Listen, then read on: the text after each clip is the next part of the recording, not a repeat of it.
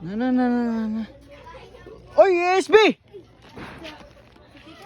May order kayo. Tingnan nyo. Sabi mong order.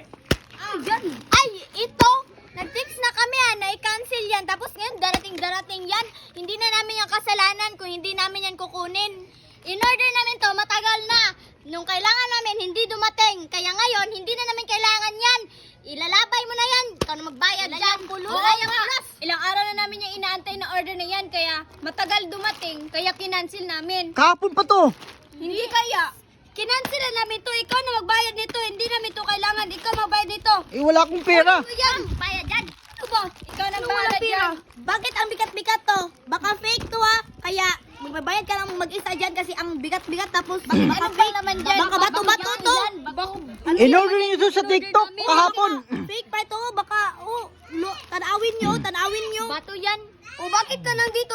Bakit nandito to? Matagal na to i-cancel. Hindi na namin to babayaran. Sayang ang effort ko, sayang. Anong sayang? Kasalanan mo yan kasi bakit mo pa ngayon tagal? Makatapal ako nito. Wala kami bakit? Patala na pala yan. Wala na yung pulos ngayon. Wala na yung pulos ngayon. Kaya Hindi naman mo namin na yan. Yan o. Ikaw na magbayad yan.